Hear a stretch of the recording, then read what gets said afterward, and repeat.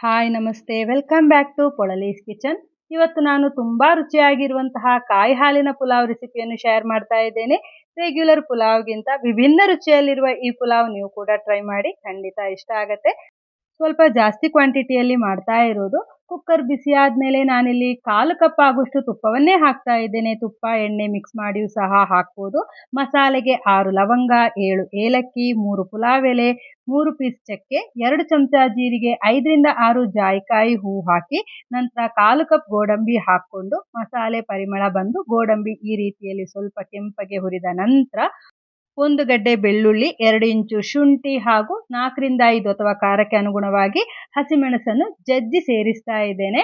ಹಸಿ ವಾಸನೆ ಹೋಗ್ಲಿ ಅಲ್ಲಿ ತನಕ ಅಂದ್ರೆ 1 ನಿಮಿಷ ಫ್ರೈ ಮಾಡಿ 1 ಹಿಡಿ ಪುದೀನಾ ಎಲೆಗಳು, ಕಟ್ ಮಾಡಿರುವ ಕೊತ್ತಂಬರಿ ಸೊಪ್ಪು 1 ಹಿಡಿ ಹಾಕಿ 3 ಟೊಮೆಟೊ, 3 ಈರುಳ್ಳಿ, 1 ಕ್ಯಾಪ್ಸಿಕಮ್ ಹಾಕಿ ಚೆನ್ನಾಗಿ ಒಗ್ಗರಣೆ ಜೊತೆ ಮಿಕ್ಸ್ ಮಾಡಿ ನಂತರ ಕಟ್ ಮಾಡಿರುವ ತರಕಾರಿಗಳು 1 cup beans, 1 cup carrot, 1 cup ಆಲೂಗಡ್ಡೆ ಹಾಕಿ 2 ಹಿಡಿ ಹಸಿ ಬಟಾಣಿಯನ್ನು ಸೇರಿಸಿ ತರಕಾರಿಯನ್ನು 2 ನಿಮಿಷ ಚೆನ್ನಾಗಿ ಫ್ರೈ ಮಾಡಿ ನಂತರ 7 ಕಪ್ ಆಗುವಷ್ಟು ನಾರ್ಮಲ್ ಸೋನಾ ಮಸೂರಿ ಅಕ್ಕಿ ಹಾಕ್ತಾ ಇದ್ದೇನೆ. ಸೋನಾ ಮಸೂರಿಯ ಬದಲಾಗಿ ಬಾಸ್ಮತಿ ಅಕ್ಕಿಯನ್ನಾದರೂ ಬಳಸ್ಬೋದು. ರುಚಿಗೆ ತಕ್ಕಷ್ಟು ಉಪ್ಪು ಹಾಕಿ ಎಲ್ಲವನ್ನು ಚೆನ್ನಾಗಿ ಮಿಕ್ಸ್ ಮಾಡಬೇಕು.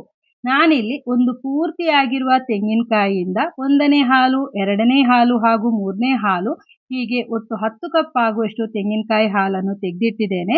ಆ ಹಾಲನ್ನು ಹಾಕ್ಕೊಂಡು ಮತ್ತೆ 4 ಕಪ್ ಆಗುವಷ್ಟು ನೀರನ್ನು ಸೇರಿಸಿ ಅಂದರೆ 7 ಕಪ್ಪಿಗೆ 14 ಕಪ್ ಆಗುವಷ್ಟು ನೀರು ಬೇಕಾಗತ್ತೆ. 10 ಕಪ್ ಕಾಯಿ ಹಾಲು, 4 ಕಪ್ ಆಗುವಷ್ಟು ನೀರನ್ನು ಸೇರಿಸಿ 1 ಹಿಡಿ ಪುದೀನಾ ಎಲೆ ಹಾಗೂ ಸ್ವಲ್ಪ ಕತ್ತರಿಸಿರುವ ಕೊತ್ತಂಬರಿ ಸೊಪ್ಪನ್ನು ಹಾಕಿ 2 ಚಮಚ ಗರಂ ಮಸಾಲೆಯನ್ನು ಹಾಕಿ ಚೆನ್ನಾಗಿ ಮಿಕ್ಸ್ ಮಾಡಿ ಒಂದು ಕುದಿ ಬಂದ ನಂತರ ಲಿಡ್ ಅನ್ನು ಕ್ಲೋಸ್ ಮಾಡಿ 2 ವಿಸಿಲ್ ಹಾಕಿ ಬೇಯಿಸಬೇಕು. ಪ್ರೆಷರ್ ಪೂರ್ತಿ ಹೋದ ನಂತರ ಓಪನ್ ಮಾಡಿ ಈಗ ಘಮ ಘಮ ಅಂತ ಪರಿಮಳ ಬರುವ ಒಳ್ಳೆ ರುಚಿಕರವಾಗಿರುವ ಕಾಯಿ ಹಾಲಿನ ಪುಲಾವ್ ರೆಡಿ ಆಯಿತು. ನಿಧಾನಕ್ಕೆ ಮಿಕ್ಸ್ ಮಾಡ್ಕೊಂಡಾದ್ಮೇಲೆ ನಿಮ್ಮ ಇಷ್ಟದ ಮೊಸರು ಬಜ್ಜಿ ಜೊತೆ ಸರ್ವ್ ಮಾಡಿ.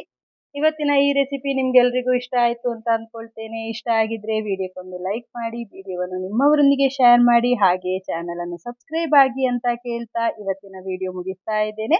ಮುಂದಿನ ವಿಡಿಯೋದಲ್ಲಿ ಇನ್ನೊಂದು ರೆಸಿಪಿ ಜೊತೆ ಮತ್ತೆ ಭೇಟಿಯಾಗೋಣ. ಧನ್ಯವಾದಗಳು.